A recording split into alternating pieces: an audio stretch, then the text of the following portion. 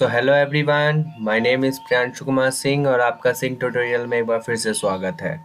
तो आज हम लोग जैसा आप स्क्रीन पे देख सकते हैं कि आज हम लोग बात करने वाले हैं कि जेईई मेंस के अब सिर्फ 15 दिन बचे हुए हैं, तो उसमें हमें कौन कौन से टॉपिक पे फोकस करना चाहिए जिससे हमारे एक अच्छा स्कोर अचीव हो सके। तो हम लोग सबसे पहले बात करते हैं मैथमेटिक्स चैप्टर की। तो मैथमेटिक्स चैप्टर में जो सबसे पहला टॉपिक है वो है आपका बाइनोमियल थ्योरम। इससे आपके 2 क्वेश्चन रहते हैं, कॉम्प्लेक्स से एक। मैं ये नहीं बोल रहा हूँ कि हर शिफ्ट में ये क्वेश्चन आएंगे, मतलब मैंने ऑन एवरेज ये देखा तो मुझे लगा कि ये शिफ्ट में इतने क्वेश्चन आ रहे हैं, तो मैंने एवरेज देखा तो अच्छा बाइनोमियल के एवरेज 2 क्वेश्चन आ रहे हैं, कॉम्प्लेक्स के 1 आ रहे हैं, पैराबोला के 2 आ रहे हैं, हाइपरबोला के 1 आ रहे हैं, लिमिट कंटिन्यूटी डिफरेंशिएबिलिटी से 3 क्वेश्चन आ रहे हैं।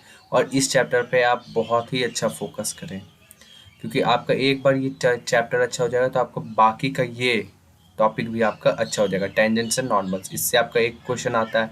डेफिनेट इंटीग्रेशन से आपके 2 क्वेश्चन आएंगे और डिफरेंशियल इक्वेशन से आपके 3 क्वेश्चन आएंगे। मैथमेटिक्स रीजनिंग से आपका एक क्वेश्चन आएगा ही आएगा। उसके बाद आपका ट्रिग्नोमेट्रिक इक्वेशन से एक क्वेश्चन आता है। मैथमेटिक्स एंड डिटर्मिनेंट से आपके 2 क्वेश्चन आते हैं।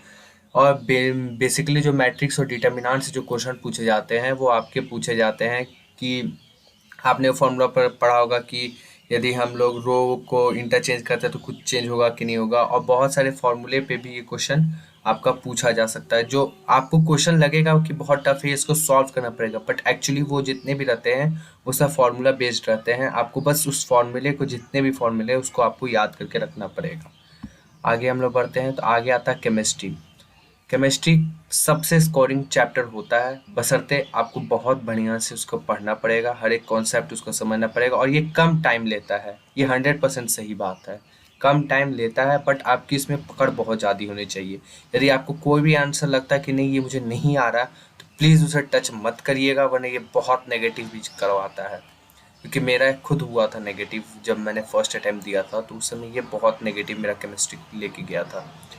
उसके बाद मैं बात करता हूँ केमिस्ट्री की। तो सबसे पहले जो है वो केमिकल बॉन्डिंग है, 1 नंबर का क्वेश्चन नहीं है, मतलब बोलने का मतलब कि एक क्वेश्चन इसमें आता है। एनवायरमेंटल केमिस्ट्री से एक क्वेश्चन रहेगा, एस ब्लॉक से एक रहेगी, पी ब्लॉक से 3 क्वेश्चन आता है, क्योंकि इसमें आपका 13 ग्रुप, 14 ग्रुप, 15 ग्रुप, 16, 17, 18 ये ग्रुप्स रहते हैं, इससे क्वेश्चन पूछे जाते हैं। और इसके रिएक्टिविटी और एक्सेप्शन बहुत ज़्यादा पूछे जाते हैं। हाइड्रोजन इन कंपाउंड्स के भी परसेंटेज, इसके एक्सेप्शन ही पूछे जाते हैं। कोऑर्डिनेशन आप कंपाउंड में आपका पूछेगा, कोई बाइडेंटेट कोई डाइडेंटेंट है, आपको उसका कभी कभी पूछ देगा कि आपको जैसे लिगेंड्स दिया हुआ है और कॉम्प्लेक्स दिया गया है, उसमें पूछ देगा किसके वैलेंसी क्या होगी। और मेटलर्जी से सिंपली पूछा जाता है क्वेश्चन, इजी क्वेश्चन जिससे रहता है। एनसीईआरटी टोटली बेस्ट पूछा जाएगा, इनऑर्गेनिक टोटली एनसीईआरटी आपका रहेगा। कार्बोनिल कंपाउंड से एक क्वेश्चन, हाइड्रोकार्बन से एक पूछेगा, केमिकल इक्विलिब्रियम से एक क्वेश्चन पूछता है, वो भी नॉर्मल सा पूछता है कि जैसे 2 इक्वेशन उसको ऐड करेंगे तो उसका के इक्विलिब्रियम पे क्या इफेक्ट पड़ेगा, मल्टीप्लाई करेंगे तो क्या इफेक्ट पड़ेगा।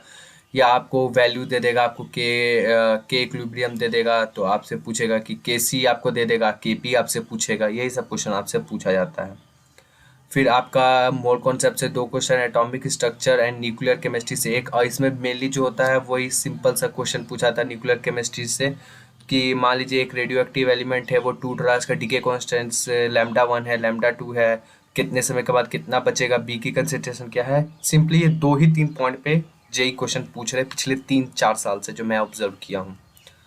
उसके बाद सॉलिड स्टेट से आपका है। अब आते हैं फिजिक्स में। फिजिक्स में भी बहुत सारे चैप्टर है, यदि आप उसे सिलेक्ट करेंगे तो आपके बहुत ही अच्छे नंबर आ जाएंगे। जैसे आप यदि fluid and mechanics chapter choose करते हैं तो उसमें आपको 1 नंबर आएगा। फ्रिक्शन से एक क्वेश्चन पूछता है, लेकिन ये थोड़ा सा लेंथी पूछता है क्योंकि इसमें 2-3 कंसेप्ट और लगा के पूछता है। सिंपली फ्रिक्शन का क्वेश्चन नहीं होता कि पुली दे दिया या ब्लॉक है स्लाइड कर रहा है, म्यू है, सब म्यू के दे देंगे तो वैल्यू निकालेगा, उस टाइप का क्वेश्चन नहीं आता। ये थोड़ा सा कॉम्प्लिकेटेड पूछता है। एरर एंड मेजरमेंट, ये आप देख रहे हैं, इसको मैंने 2 क्वेश्चन दिया है, और आप भी प्रीवियस ईयर के पेपर यदि चेक करेंगे तो आपको खुद एनालाइज होगा कि नहीं ये क्वेश्चन जो है कि आपको 2 नंबर क्वेश्चन प्रत्येक में आ ही रहा है। सर्कुलर मोशन से एक, सेमीकंडक्टर से 2 क्वेश्चन आते हैं। सेमीकंडक्टर इसको पढ़ लीजिएगा, क्योंकि आगे आपकी इंजीनियरिंग में भी ये स्टार्टिंग की फर्स्ट सेमेस्टर में आपको पढ़ाया जाता है, और मेनली डायोड ट्रांजिस्टर का ही आगे आपको पढ़ाया जाएगा। इलेक्ट्रोमैग्नेटिक वेव जो रहता है और कम्युनिकेशन है, इसमें भी इजी क्वेश्चन पूछता है, पर आप देख रहे हैं कि 3 क्वेश्चन है। तो ऐसा नहीं है कि जेई आपको ऐसा क्वेश्चन दे रहा है जो आपसे बने ही ना, वो ऐसा क्वेश्चन भी फ्रेम कर रहा है जो आप ईजिली कर सके और आपका सिलेक्शन हो सके। पर प्रॉब्लम ये रहता है कि बच्चे से 2-3 हार्ड क्वेश्चन नहीं बनेगा, उसके बाद वो डिमोटिवेट होकर के वो क्वेश्चन छोड़ देते हैं। आपको डिमोटिवेट नहीं हो रहा, आपको सिलेक्ट करते जाना कि कौन क्वेश्चन आपको बनाना है। आगे आता है मॉडर्न फिजिक्स। मॉडर्न फिजिक्स से 3 क्वेश्चन आते हैं। ज्योमेट्रिकल ऑप्टिक्स से आपके और फिजिकल ऑप्टिक्स से एक एक क्वेश्चन रहेंगे और वेव ऑप्टिक्स से एक। वेव ऑप्टिक्स में आपको सिंपली वो स्लिट वाले जो एक्सपेरिमेंट है उससे क्वेश्चन ही आते हैं, और उससे ज़्यादा तो कुछ मैंने नहीं देखा आते हुए। यदि आपकी किस्मत बहुत ख़राब हो तभी उससे आते हैं, वरना परसेंटेज स्लिट वाले से, डिफ्रैक्शन से, लैम्डा और वो पैटर्न के विद डिफरेंस कितने होते हैं, यही सब क्वेश्चन पूछे जाते हैं। अब यहाँ देखिए कैपेसिटेंस से एक क्वेश्चन, ये देखिए यहाँ से स्कोरिंग है, कैपेसिटेंस और करंट इलेक्ट्रिसिटी। ये 3 क्वेश्चन आराम से स्कोर किया जा सकता है, आराम से।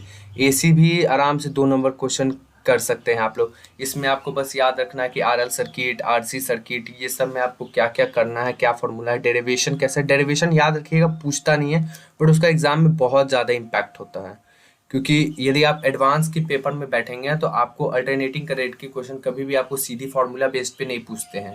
वो उसमें कुछ वेरिएबल दे देंगे, फिर आपको इंटीग्रेट या डिफरेंशिएट करके आपसे पूछेंगे।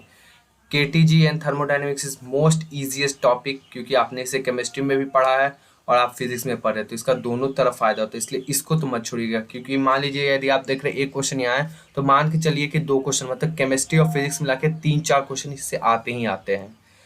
Rigid and body dynamics 2 number का है। इसमें आप लोग बोलेंगे कि भैया ये तो बहुत डिफिकल्ट चैप्टर है, रोटेशन है, मेरे से तो होगा नहीं।